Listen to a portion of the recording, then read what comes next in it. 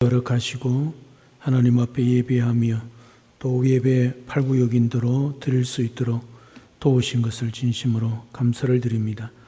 언제나 우리의 주님이 우리와 함께 하심을 믿고 또 우리가 구별된 하나님의 백성으로 이 땅에 살아가는 이 축복과 은혜를 누려갈 수 있도록 인도하여 주옵소서. 팔구역이 드린 찬양 우리 하나님 받아주시고 언제나 팔구역 가운데 주님의 임재와 역사하심과 또 긍휼과 사랑이 풍성한 은혜를 경험하게 축복하여 주옵소서. 오늘도 말씀하시는 주님 앞에 우리의 마음문을 열고 영의 귀를 열어서 주의 말씀에 응답하며 화답하며 또 우리의 삶 가운데 열매 맺는 복된 삶이 될 수 있도록 축복하여 주시옵소서. 감사를 드리며 예수님 이름으로 기도드리옵나이다. 아멘. 우리가 이 땅을 살아가면서 특별 대우를 받는다는 것은 참 영광스럽기도 하고 또는 기분이 좋은 일입니다. 누군가가 아니면 어떤 단체에서 나라에서 나를 그렇게 특별 대우를 해준다면 영광스러운 일이지요. 하지만 그 무엇보다도 하나님께서 우리를 구별해서 하나님의 백성으로 삼으셨다는 것은 너무나도 감사한 일입니다. 아무리 이 땅의 사람 중에 구별되어 특별한 대우를 받는다 할지라도 하나님께서 구별하신 하나님의 백성이 되지 못한다면 얼마나 안타까운 일이겠습니까? 따라서 우리는 하나님의 택하신 백성으로 구별받은 것만으로도 항상 감사할 수 있어야 합니다. 이게 믿음 아니겠습니까? 하나님의 택한 백성으로 하나님의 자녀로서여 감사하고 또 구별하여서 이 세상 가운데 그리스도로 살아가게 하신 그 하나님의 은혜를 기억하며 살아가는 그런 복된 우리의 삶이 될 수 있기를 주님의 이름으로 축복합니다.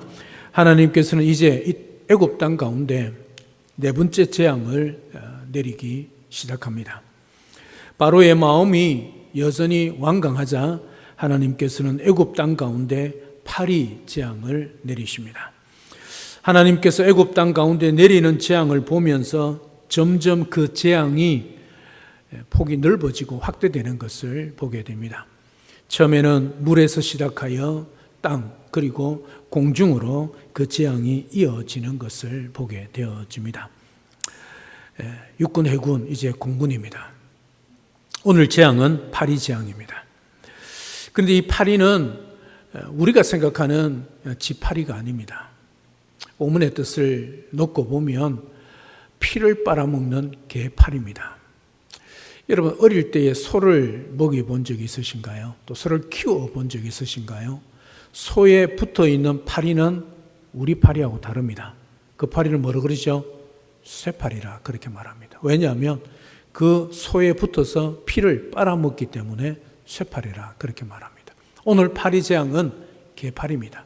개에 붙어서 개의 피를 빨아먹는 파리란 것이지요. 그러니까 굉장히 위협적인 파리인 것을 보게 되어집니다. 이 개파리 떼들이 애굽 사람들의 집집마다 가득하고 사람들에게 달라붙고 있는 재앙입니다. 파리는 사람을 참 성가시게 하는 존재입니다. 여러분 밥을 먹을 때 잘 먹고 있는데 파리 한 마리가 왱왱거리고 우리의 밥이나 반찬 주위에 국 주위에 앉으려고 하면 너도 배고프지? 많이 먹어? 그럴 사람이 있겠습니까? 너도 내 밥상에 찾아온 손님이니 손님 대접한다면서 많이 먹으라고 가만히 두는 사람이 있겠습니까? 어떻게 합니까? 손을 저어서 파리를 쫓지요. 그렇지 않습니까? 그렇게 파리는 성가신 존재입니다. 한 마리가 내 주위에 왱왱거려도 그 파리가 성가시게 해서 정신을 못 차릴 정도로 정신이 산만할 정도로 머리가 복잡해지고 마음이 아파지는 것을 보게 됩니다. 그런 파리떼가 우리가 말하는 밥에 앉아 반찬에 앉아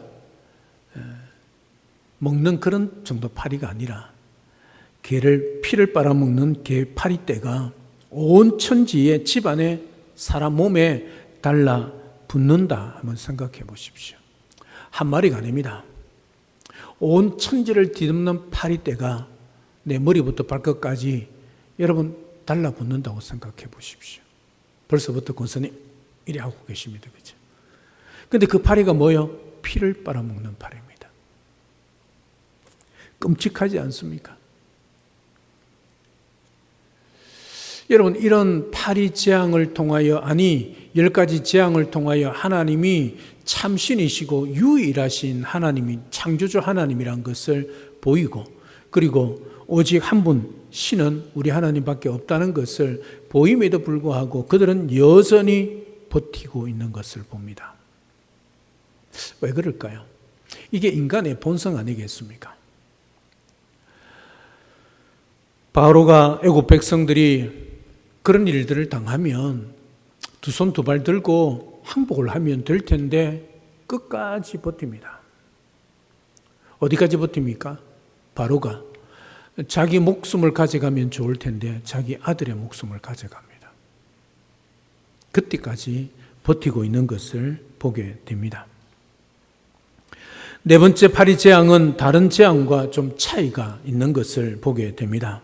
그런 끔찍한 재앙이 내리는데 이제부터 하나님께서는 하나님의 백성 이스라엘을 구별하고 있는 것을 보게 됩니다. 첫 번째, 두 번째, 세 번째 재앙까지는 애굽에 살고 있는 모든 사람들, 애굽 백성이든 이스라엘 백성이든 상관없이 동일하게 내렸다면 이제 네 번째 재앙부터 10가지 재앙에는 이스라엘 백성들을 하나님이 구별하고 있는 것을 보게 됩니다. 22절을 보면 이렇게 말씀을 하고 있습니다. 다 같이 함께 읽겠습니다. 시작. 그날에 나는 내 백성이 거주하는 고센 땅을 구별하여 그곳에는 파리가 없게 하리니 이로 말미암아 이 땅에서 내가 여호와인 줄을 내가 알게 될 것이라. 아멘. 고센 땅에 누가 살고 있습니까? 이스라엘 백성들이 살고 있습니다. 요셉이 애굽에 팔려가서 종살이 하다가 감옥에 갇혔다가 그리고 애굽의 총리가 되지 않습니까? 그때 요셉은 자기 아버지와 그리고 자기 형들 모든 가족들을 애굽으로 초청을 하게 됩니다. 요셉은 형들에게 바로에게 가서 목초지가 풍성한 고센 땅을 요구하게 했습니다. 왜냐하면 애굽 백성들은, 애굽 사람들은 목축하는 것을 아주 안 좋게 여겼기 때문입니다. 그래서 멀리 떨어져 있는 곳, 고센 땅에 아주 좋은 목초지가 있는 그 땅에 거주할 목적으로 그렇게 구하게 했지요. 또 이스라엘 백성들은 고센 땅에서 번성하며 살게 되었습니다. 그 고센 땅에 파리 재앙이 내리지 않았다는 말입니다. 자, 애굽의 온 천지가 파리로 왱왱거리고 있습니다. 그런데 고센 땅에만 파리가 없습니다. 여러분, 땅에서 보면 별로 못 느끼지요. 여러분, 높은 공중에 올라가서 애굽 땅을 이렇게 내려본다 하면 생각해 보십시오. 애굽의 온 땅에는 파리떼가 싹 감았는데 고센 땅에는요, 그렇지 않다는 거죠. 여러분, 정말 놀라운 광경 아니겠습니까? 하나님께서 구별하셨다는 것을 말해주고 있습니다. 구별했다는 것은 하나님이 고센 땅 이스라엘 백성들이 사는 땅에 이스라엘 백성들은 재앙을 당하지 않도록 하셨다는 말씀이지요. 여러분들은 만약에 그런 재앙이 있다면 어느 곳에 거하고 어느 곳에 있기를 바라십니까? 당연히 고센 땅 아니겠습니까? 당연히 고센 땅입니다. 고센 땅에 살고 있는 이스라엘 백성들이 애굽인들에게 노예에 불과한 존재들이었습니다. 그래서 그들은 노예 생활을 하고 있었습니다. 고센 땅에 처음 들어왔을 때는 낙원이었다가 이제 지옥 같은 삶을 살고 있는 땅이 고센입니다. 다시 묻겠습니다. 고센 땅에 거하고 싶습니까? 아니면 애굽 땅에 거하고 싶습니까? 애굽 땅에는요, 주인이고 고센 땅에는 노예입니다. 어디에 머물고 싶으십니까? 그래도 고센입니까? 왜? 파리를 싫어했어요? 여러분, 그곳에는 하나님이 함께 하심과 하나님의 임재와 또 하나님의 도우심과 돌보심이 있는 땅이지요. 그래서 비록 그 땅에서 노예 생활을 하고 있지만 하나님이 함께 하시니 우리는 당연히 그 땅에 거하는 것이 지극히 당연하다는 말씀이지요. 주님께서 알곡과 가라지에 대한 비유의 말씀을 해 주셨습니다. 분명히 밭에 좋은 씨를 뿌렸는데 싹이 나고 자라는 것을 보니까 가라지도 같이 자라고 있다는 것을 보게 됩니다. 그래서 종들이 주인에게 말합니다. 왜 좋은 씨만 뿌렸는데 가라지가 있습니까? 그렇게 말했을 때 주인이 이렇게 대답하지요. 원수가 와서 그렇게 했다. 원수가 와서, 다시 말하면 마귀 사탄이 와서 가라지를 뿌렸다. 그렇게 말을 합니다. 종들이 그러면 저 가라지를 뽑을까요? 뽑아버릴까요? 그렇게 묻지요. 그때 주인이 뭐라고 말합니까? 그냥 두라. 그렇게 말합니다. 왜 그냥 두라고 그럽니까? 혹시 가라지를 뽑다가 알곡까지 다칠 수 있기 때문이라 그렇게 말을 합니다. 왜냐하면 가라지를 뽑다가 다칠 수 있으면 안 되기 때문이죠. 그러면서 추수 때가 되면 추수꾼들에게 말해서 가라지는 먼저 거두어서 불사르게 단으로 묶고 곡식은 모아 내 곡간에 넣을 것이다. 걱정하지 말라. 그렇게 말합니다. 구별하겠다는 것이지요. 지금 솔직히 우리는 누가 알곡인지 가라지인지 알지 못하지요. 하지만 추수 때가 되면 하나님께서 구별할 것이라고 말씀을 합니다. 알곡과 가라지 비유, 그 외에 마태복음 25장에 보면 예수님은 양편에 있는, 오른편에 있는 자와 왼편에 염소에 있는 자를 구별하는 것을 보게 됩니다. 뿐만 아니라 주님께서 이 땅의 가운데에서 오실 때 어떤 사람들은 들림을 받고 어떤 사람들을 내버려둠을 당할 것이다. 그렇게 분명히 말씀하고 있습니다. 이 세상에서 가장 큰 비참함은 마지막 때에 하나님께 버림받게 되는 거지요. 밖에 나가서 슬피 울며 이를 갈게 되는 것이지요. 그 정도의 수준으로 끝나지 않습니다. 영원한 지옥불에 던져져서 영원토록 영벌을 받게 된다는 사실이죠. 사랑 여러분, 분명히 아셔야 할 것은 교회를 다닌다고 해서 다 구원을 받는 것이 아닙니다. 교회의 직분을 받았다고 다 구원을 받는 것 아닙니다. 모두가 다 목사이기 때문에 목사는 구원을 받는다. 천만의 말씀이요. 목사 가운데도 예수님을 안 믿는 사람들이 의외로 많다는 사실을 우리는 알 수 있습니다. 목사든 그 어떤 직분자든 그 어떤 사람이든 상관없이 구원은 오직 예수 그리스도를 믿는 믿음으로 말미암아 가능합니다.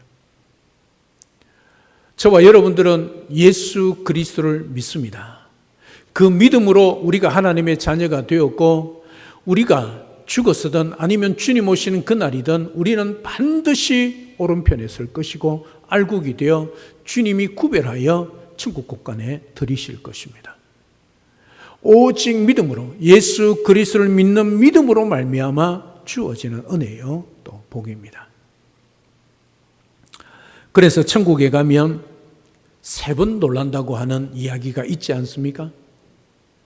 어떤 이야기겠습니까? 첫 번째는 저 사람 천국 올 사람 아닌데 천국에 와 있다는 거죠. 어느 순간에 예수 그리스도를 믿었기 때문에 천국에 왔겠지요. 두 번째는 꼭 반드시 천국에 올 사람인 것 같은데 천국에 없을 때. 세 번째는요, 내가 천국에 지금 와 있다는 것을 보고 놀란다고 그러지요. 누가 이런 이야기를 했는지 모르겠지만 정말 우리가 깊이 생각해 볼 문제라고 생각합니다. 사랑 여러분, 구별된 하나님의 백성이 되었다는 것은 너무나도 감사한 일입니다. 왜냐하면 우리 힘으로, 우리의 노력으로 우리가 가진 재능이나 능력이나 권세나 그리고 힘으로 이것을 우리가 얻은 것이 아니고 받은 것이 아니기 때문입니다. 그래서 은혜이기 때문에 감사한 일이지요. 하지만 구별된 하나님의 백성이 되었다면 반드시 어떻게 해요? 구별된 백성의 삶을 살아가야 합니다. 하나님께서는 내가 거룩하니 너희도 거룩하라 그렇게 말씀하셨지요. 거룩이 무엇이겠습니까? 제가 늘 강조하지요. 거룩은 세상 사람들과 구별된 삶을 사는 것을 거룩이라 그렇게 말합니다. 거룩은 곧 구별입니다. 우리가 예수 그리스도를 믿는 자이기 때문에 세상 사람과 다르다는 것이지요. 다르다는 그것이 구별되는 것입니다. 다른 삶을 사는 것이 구별된 삶입니다. 거룩의 삶이란 말이지요.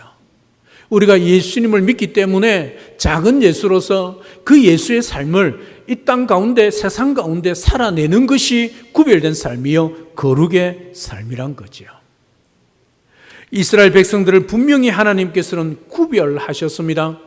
누구와 구별하셨습니까? 애굽과 애굽 백성들과 구별하셨습니다. 똑같은 애굽 땅에 살고 있고 똑같은 사람임에도 불구하고 하나님께서 구별하셨습니다. 그래서 애굽에는 애굽 백성들에게는 재앙이 내렸지만 고센 땅에는 이스라엘 백성들에는 재앙이 내리지 않았다는 말이죠. 하지만 그 백성들이 다 가나안 땅에 들어갔을까요? 다 들어가지 못했습니다. 무엇을 의미할까요? 그들을 구별하여 하나님께서 이끌어 주시고 백성으로 살아가게 하셨지만 그들이 구별된 백성으로 하나님의 백성으로 살아가지 못했기 때문에 그런 결과를 맞이하게 된 것이지요. 사랑 여러분, 지금 우리는 말세 지말에 살고 있습니다. 그 어떤 때보다 신앙생활을 열심히 해야 할 때입니다. 안타까운 것은 현실은 그렇지 못하는 것을 보게 됩니다. 왜냐하면 마지막 때이기 때문에 악한 영의 세력들이 이 세상에 정신 못 차리게 만드는 것이지요. 이 세상에 정말 바쁜 삶을 살아가도록 만드는 것이지요. 그게 마귀의 전략입니다.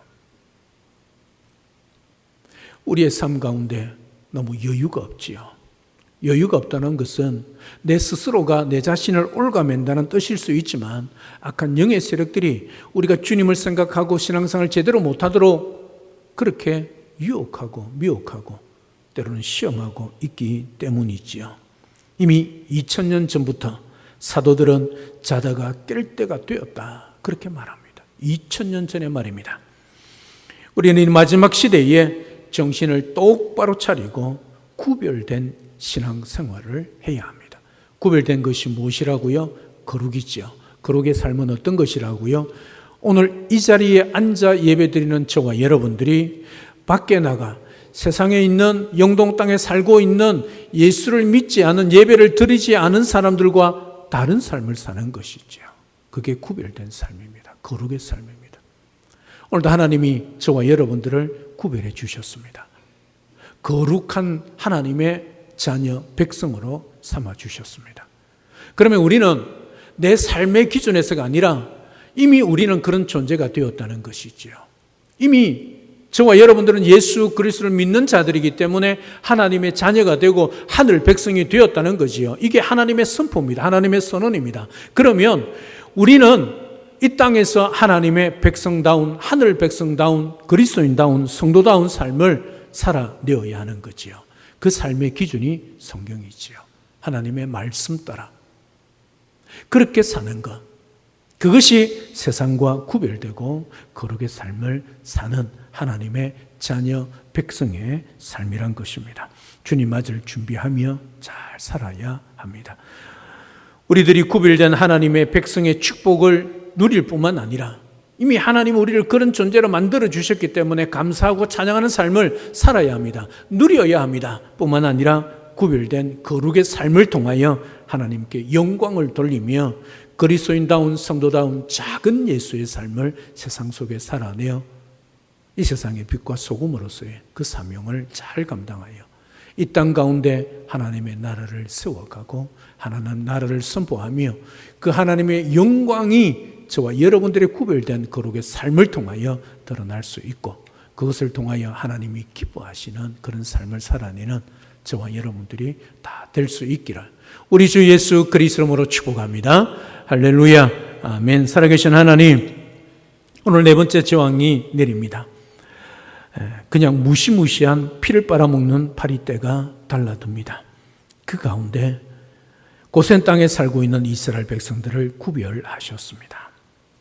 똑같은 땅에 똑같은 사람으로 살아가고 있지만 하나님께서 구별하셨기에 그 땅에는 재앙이 내리지 않았습니다. 하나님의 은혜요, 하나님의 사랑이요, 하나님의 복이었습니다. 우리도 이 땅 가운데 구별된 삶을 삽니다. 하나님께서 예수 그리스도를 믿는 우리들에게 하나님의 자녀, 하늘 백성으로 살아갈 수 있게 하셨습니다. 성도로 그리스도인으로 살아가게 하셨습니다. 감사하며 찬양하며 영광 돌리며 살아가게 도와주옵소서. 하나님의 나라의 백성, 하나님의 자녀, 이 권세 특권을 이 땅 가운데서 당당히 누리며 살아가게 하옵소서. 그리고 하나님의 자녀다운 삶을, 그리스도인다운 삶을, 세상 사람들과 구별된 삶을 이 땅 가운데 살아내어 하나님의 나라를 선포하고 하나님의 영광을 드러내며 많은 영혼들에게 주의 사랑을 보여주는 작은 예수의 삶을 살아내는 우리 모두가 되도록 축복하여 주옵소서. 예수님의 이름으로 기도드리옵나이다. 아멘.